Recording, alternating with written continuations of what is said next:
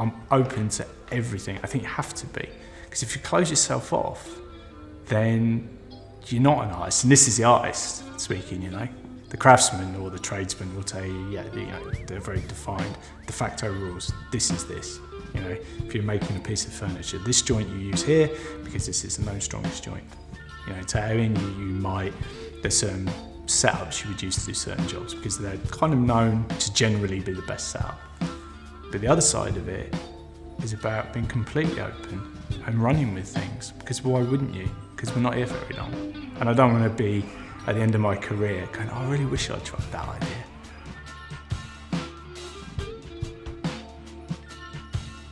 I tend to use this time just to kind of quiet my mind, I think.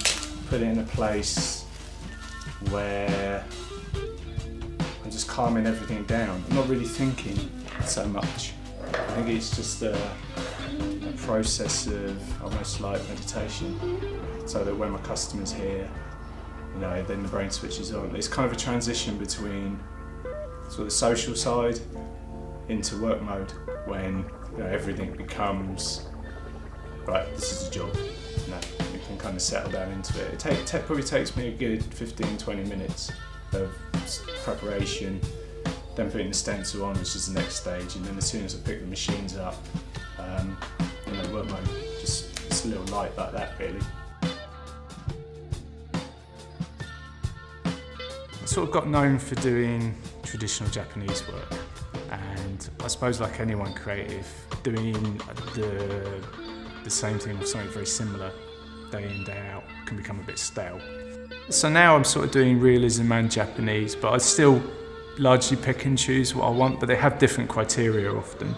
You know, sometimes you have a job that's just all about technique, because you want to kind of try and pin that down and refine that. And other times it'll be stuff that you really like the idea and you can really push that and kind of explore it. So yeah, but I still pretty much decide what I would like to take on anyway. I don't know, I love the job, you know. I think for me it's not overly important what the subject matter is. I actually enjoy the challenge of the job.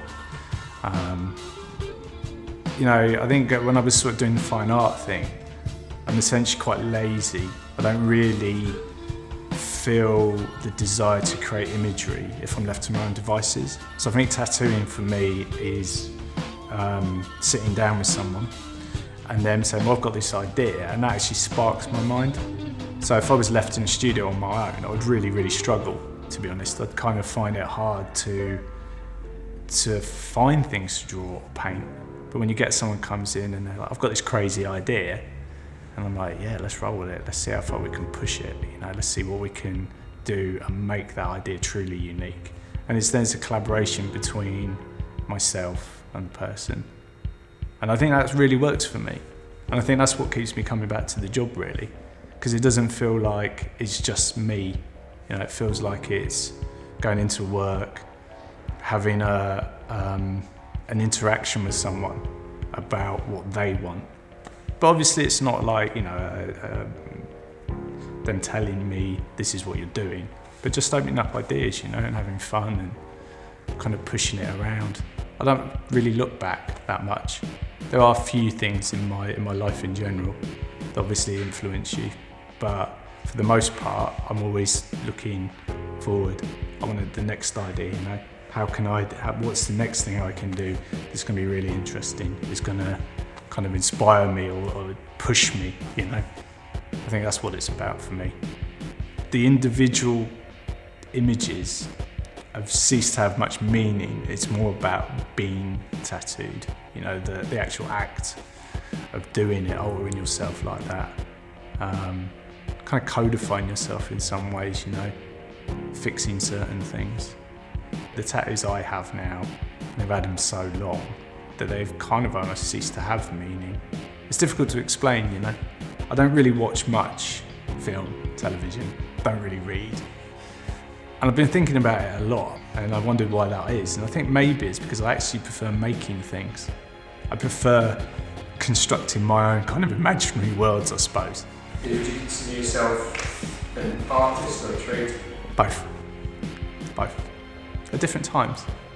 I think I've had it said to me from a few people, you definitely think like an artist. But I think that's because I've got a mind cluttered with rubbish, essentially. But when I'm doing the job, I'm largely a tradesman, largely a craftsman, I would say.